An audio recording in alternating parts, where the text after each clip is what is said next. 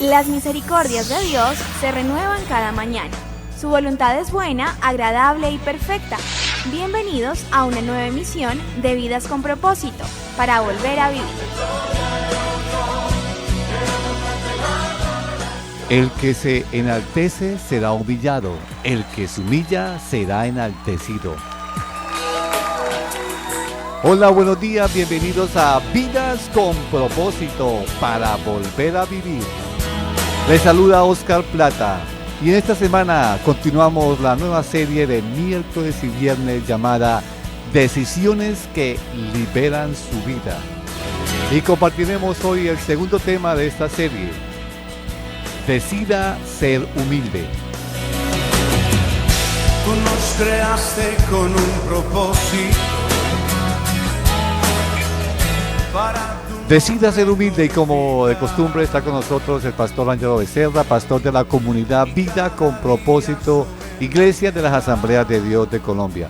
Pastor Ángelo, buenos días y coméntenos la razón de la decisión que vamos a trabajar hoy y el próximo viernes. Muy buenos días, Oscar, y buenos días a todos nuestros oyentes que nos escuchan los miércoles y viernes en Vidas con Propósito. La razón por la que vamos a tratar esta decisión, la decisión de ser humilde, decida ser humilde, Oscar, es porque todos los seres humanos tenemos una medida o una dosis de orgullo. Algunos quizás más alta, otros quizás más baja, pero al final todos tenemos el veneno del orgullo. Y si la Biblia no se pronunciara en contra del orgullo, pues créame que al menos yo no le pondría tanta atención. El problema para los que somos orgullosos es que la Biblia usa un lenguaje muy pero muy fuerte frente a los que se rehúsan a aprender a ser humildes. Y permítame leer solo 3 versículos que nos pueden ubicar cómo ve la Biblia el orgullo y cómo ve la Biblia la humildad. Dice, por ejemplo, Proverbios 18:12. Al fracaso lo precede la soberbia humana. A los honores los precede la humildad. Lucas 14:11. Dice Jesús: todo el que a sí mismo se enaltece será humillado, y el que se humilla será enaltecido. Santiago 4:6 dice: pero Él nos da mayor ayuda con su gracia. Por eso dice la Escritura: Dios resiste a los orgullosos, pero da gracia a los humildes. Uno de los destellos que nos queda a los humanos de la imagen y semejanza de Dios es que valoramos la humildad. Es decir, cuando vemos a alguien que actúa con humildad, instintivamente nos sentimos atraídos y aprobamos su conducta. ¿Por qué pasa esto, Pastor Ángelo? ¿Por qué nos pasa esto a los seres humanos? Porque a pesar de ser pecadores y tener esa naturaleza caída, nosotros todos sabemos que el orgullo es una actitud desagradable, es una actitud hiriente, es una actitud ofensiva. En cambio, pues todos también estamos de acuerdo que la humildad es justamente lo opuesto. La humildad nos agrada, nos gusta. Las personas humildes pues ganan con facilidad el respeto de los demás, y si su posición o grado de influencia es significativa, pues esa humildad se hace aún más atrayente. Sí, por ejemplo, cuando uno ve a un presidente o a un concejal o a un senador que saluda, que es buena gente, que se acerca a los pobres y todo eso, eso como que lo hace más atrayente, ¿cierto? Muchos líderes saben eso y se esfuerzan entonces por mostrarse humildes y populares, así no lo sean en lo más mínimo, que eso es hipocresía, ¿no? Pero vea que la humildad atrae, ¿cierto? La humildad gusta. El otro extremo de la humildad está en la soberbia. ¿Qué pasa cuando una persona es soberbia u orgullosa? Bueno, ese atributo nocivo del carácter, la soberbia, la altivez, hace que las personas pues rechacen al que la padece, y en muchas ocasiones las personas cuando ven eso en otro, entonces se convierten en opositores, ¿sí?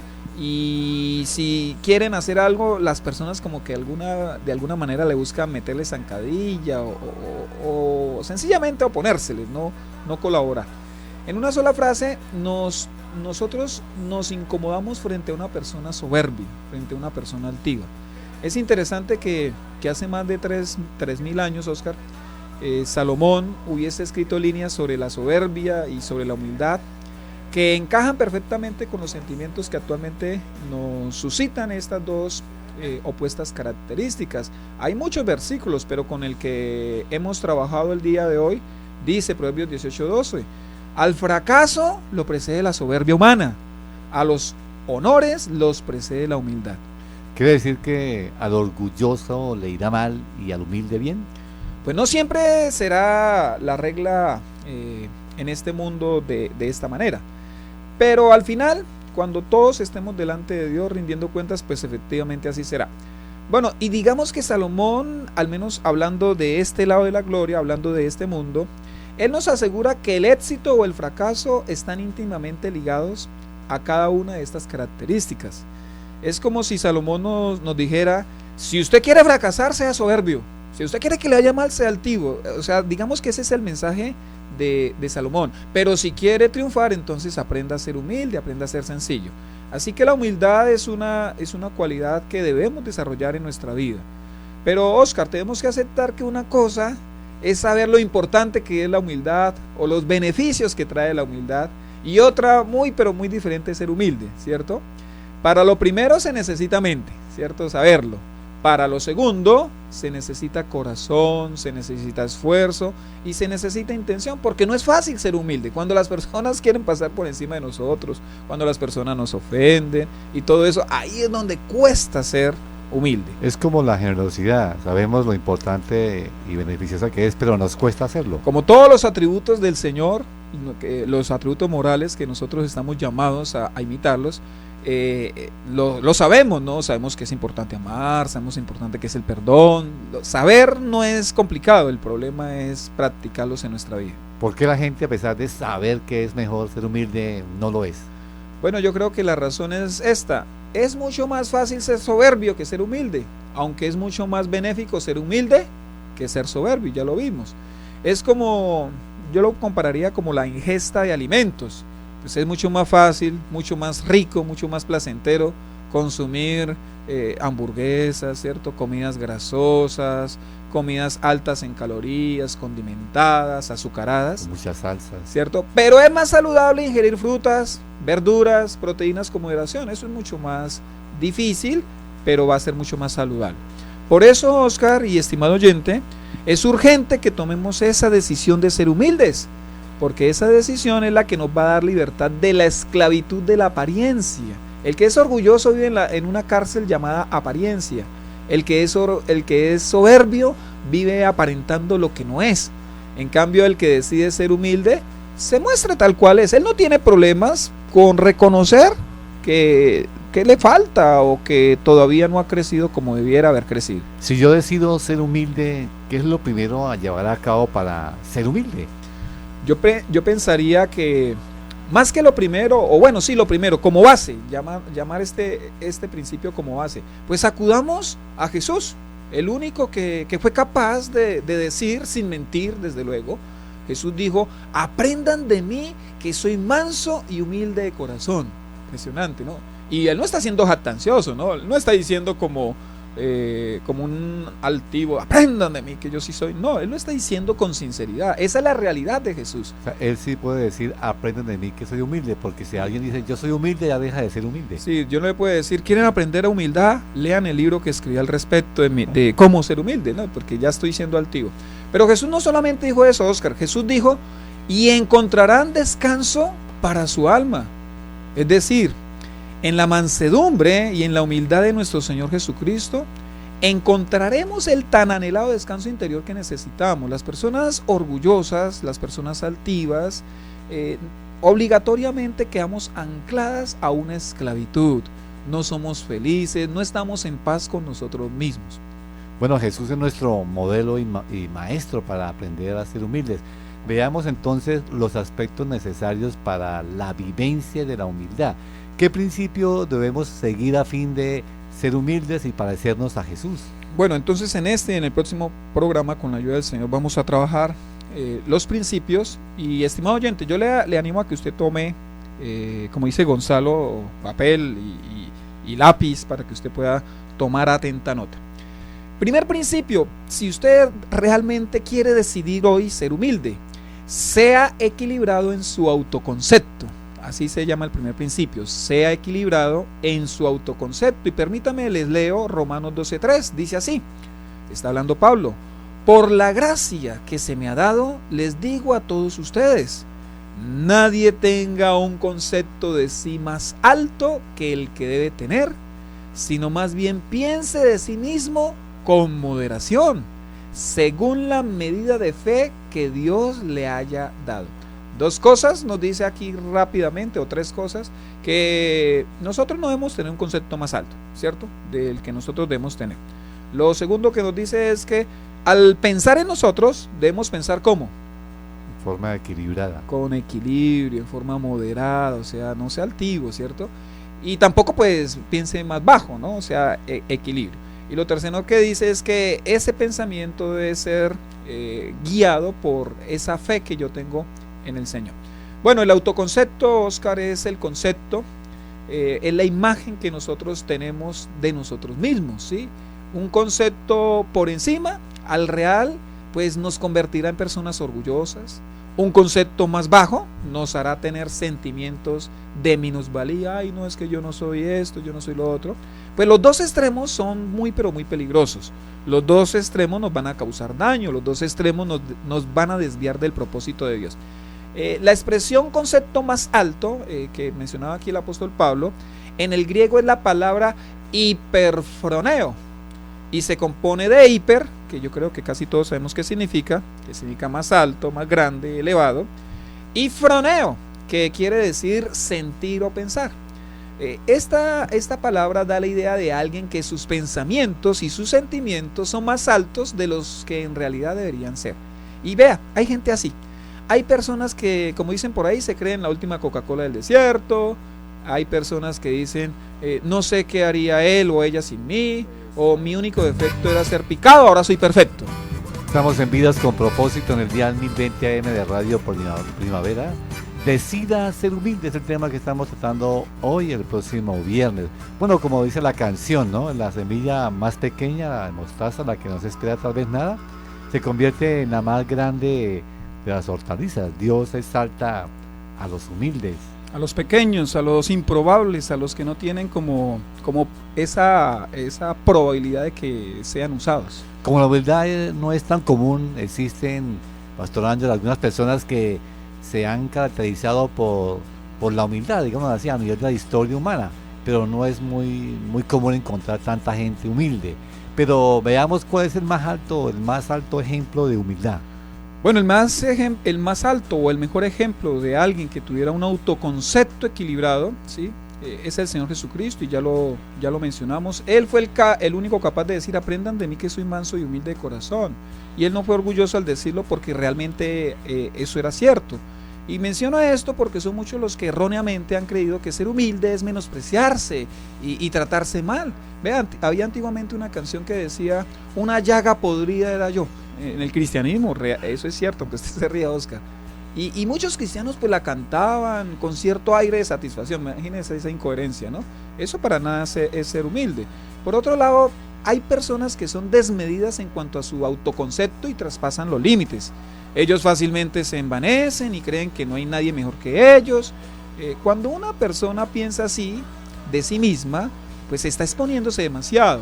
Esa fue una de las razones por las cuales Pablo le ordenó a Timoteo que no nombrara pastores neófitos o recién convertidos, pues el orgullo podría tomar sus corazones, aunque algunos viejos también nos podría tomar el orgullo, ¿no? Primera Timoteo 3:6 dice: no debe ser un recién convertido, hablando de los requisitos, ¿no? No sea que se vuelva presuntuoso y caiga en la misma condenación en que cayó el diablo. ¿Qué hace una persona que no tiene un concepto equilibrado de sí mismo? Por lo general empieza a aparentar, ¿sí? Ellos hacen esfuerzos por ser quienes no son, se refugian en todo aquello que les dé valor. Si está en sus capacidades, se esconden en las cosas, compran de todo. Si no tienen la capacidad para comprar cosas, entonces al menos exageran y presumen que las tienen. Cuando usted ve a alguien hablando exageradamente a otras personas de sus logros, pues usted está frente a una persona orgullosa y que no tiene un sano equilibrio de su autoconcepto.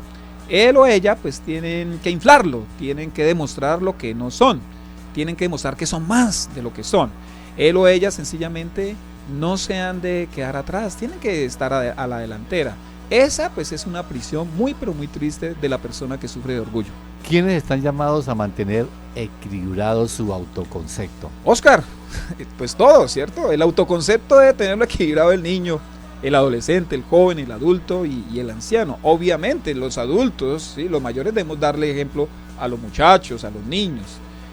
También debe tenerlo en balance, en equilibrio el rico, el pobre, el intelectual, el analfabeta, el sano, el enfermo, el pastor y el creyente. Todos debemos tener un sano concepto o un sano autoconcepto para no engañarnos a nosotros mismos y no caer en el veneno o no ingerir el veneno del orgullo. Hoy es más difícil porque hoy la sociedad capitalista, consumista, nos enseña que uno vale por lo que tiene o por lo que ha alcanzado a nivel académico, económico. Entonces, sobre todo, hoy es más difícil uno entender que no vale por las cosas externas. Sí, eso es la presión de grupo, la presión social. Entonces, en la universidad vale el inteligente, ¿no? El que siempre saca las calificaciones más altas.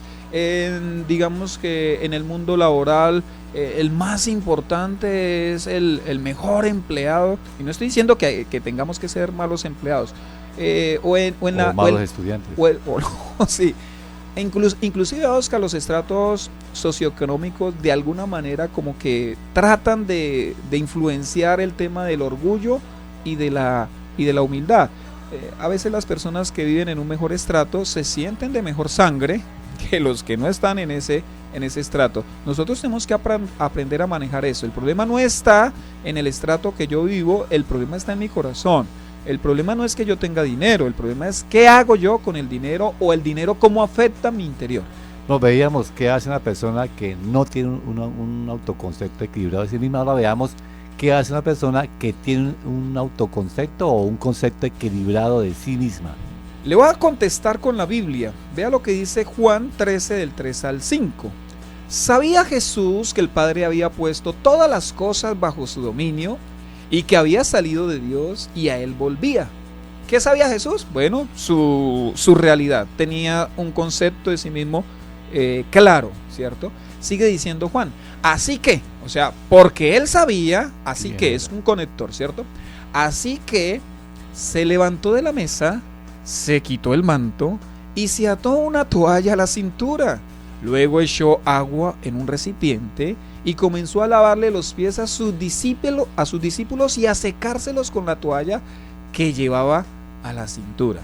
Mire, Oscar y estimado oyente, todos los actos de Jesús en la tierra fueron humildes, pero este en especial nos deja pues una clara pintura sobre lo que es la humildad.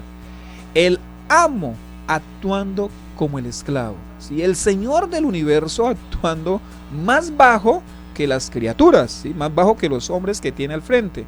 Este pasaje pues nos enseña varios principios. Bueno, esta era una labor que hacían solamente los esclavos más bajos de cada hogar cuando llegaba un visitante, lavar los pies a los que llegaban a la casa. Exactamente, lo que nos enseña este pasaje o los principios que podemos extraer de este pasaje, Oscar, son estos. El primer principio que yo veo claramente con respecto a la humildad es que la humildad comienza en el pensamiento y se manifiesta en la conducta. Jesús hizo eso porque sabía en su interior quién era Él. Es decir, cuando nosotros sabemos quiénes somos, no tendremos problemas en hacer las labores más bajas, porque hacerlas no nos va a quitar absolutamente nada. La labor no es la que nos define, el rol que hacemos. Exactamente, vea, el Rey del Universo está lavando los pies y no por eso deja de ser el Rey del Universo. Lo segundo que yo veo claramente en este pasaje, Oscar, la segunda verdad, es que la labor que yo desempeñe no me define, ¿cierto? ¿Eso será el Rey? Pues por supuesto. Porque hubiese servido a sus discípulos, jamás se convirtió en un esclavo. Su valor no lo define su labor. Usted es valioso no por lo que usted hace, ni por su profesión, sino porque usted fue hecho imagen de Dios. Y si el Padre pues estuvo dispuesto a dar la vida de su propio Hijo, debe ser porque a sus ojos usted fue de gran estima para Él. Si nosotros entendemos esto, pues automáticamente deberíamos dejar de luchar con sentimientos de inferioridad. Yo recuerdo cuando fui lechero, yo distribuía leche de cantina. Yo me subía en los ascensores en varios conjuntos residenciales de estratos muy altos aquí en Bucaramanga. Muchas veces pues estuve acompañado de los residentes del conjunto, y vea, en ocasiones podía percibir que me miraban como con menosprecio. Entonces yo me decía en mi interior, y saber que esta persona no sabe que mi padre es el dueño del universo. O sea, no lo decía con aires de grandeza, pero sí cuando uno tiene claro el concepto de uno mismo, o la posición que Dios le ha dado en su gracia, pues uno no va a estar comparándose, uno no va a estar con temores frente a los grandes. Lo tercero que veo en este pasaje, Oscar, que leímos del lavatorio de los pies, es que quien es humilde sirve por más alta que sea su posición. El humilde es capaz de servir en cualquier, o sea, así él haya escalado, él es capaz de servir y hacer el oficio más bajo. ¿Por qué sirvió Jesús? Pues porque era humilde. A muchos les hace daño escalar posiciones porque inmediatamente dejan de servir. Yo recuerdo que cierto pastor dijo que el Señor lo había llamado al santo ministerio porque él iba a evangelizar a los barrios más apartados de su ciudad, donde él tenía que llenarse los pies de barro porque esas vías no estaban pavimentadas. A lo cual en mi mente yo le contesté, yo pensé en mi mente, el Señor no lo llamó porque evangelizara en esos barrios, sino para que lo siguiera haciendo. Así que no permitamos que una alta posición nos impida el servir. Bueno, vamos a escuchar ahora un mensaje a la conciencia del hermano Pablo, que nos ayuda a ampliar más este tema que estamos trabajando hoy en Vidas con Propósito. Un mensaje a la conciencia. Un momento de reflexión en la vida diaria. Escúchelo en la voz del hermano Pablo. El río corría rápido por el cañón de Colorado en Estados Unidos y el pequeño bote se bamboleaba de lado a lado. A bordo del barquichuelo iban Rodolfo Ruiz, de 44 años de edad, y su hijo Juan David, de 14. En una de esas bamboleadas, Juan David agarró uno de los remos para ayudar a su padre a sostener el bote. E impulsivamente el padre le dijo: «No te necesito, hijo, dame ese remo». Por milésima vez, el padre le decía lo mismo. No era desprecio. Es que Rodolfo Ruiz es uno de esos hombres que no quieren demostrarse necesitados. Es de los que llaman autosuficientes. Pero no bien dijo la consabida frase y el pequeño bote fue arrojado contra un puente. Rodolfo quedó enlazado en una fuerte cuerda, medio debajo del bote y medio contra el puente. No había de quien pedir auxilio, y Juan David, el hijo, pudo subir al puente, desde donde comenzó una lucha de varias horas. Y el heroico chico, zambullendo una y otra vez bajo la corriente, fue deshilachando con uñas y dientes la cuerda que tenía aprisionado a su padre. Cuando por fin pudo librarlo, exhaustos los dos, al más no poder, el padre, cuando pudo hablar, le dijo: «Perdóname, hijo, sí te necesito». Amigo, mucha gente hay como Rodolfo Ruiz que piensan que no necesitan de nadie, no quieren mostrar ninguna debilidad, pero en medio de su autosuficiencia siempre habrá un momento en que tendrán necesidad de alguien. Será el padre necesitando al hijo, será el esposo necesitando a la esposa, será el joven necesitando al anciano, o será simplemente el amigo necesitando al amigo. La vida, en una forma u otra, tiene su manera de obligarnos a deponer orgullos, bajar la cabeza, hacer a un lado la vanidad y decir: «Yo te necesito». Ese mismo orgullo es, amigo, el que no nos deja encontrar a Dios. Sabemos que no nos está yendo bien. Tenemos problemas en el trabajo. Nuestros hijos no nos tienen respeto. Nuestro matrimonio se está desmoronando.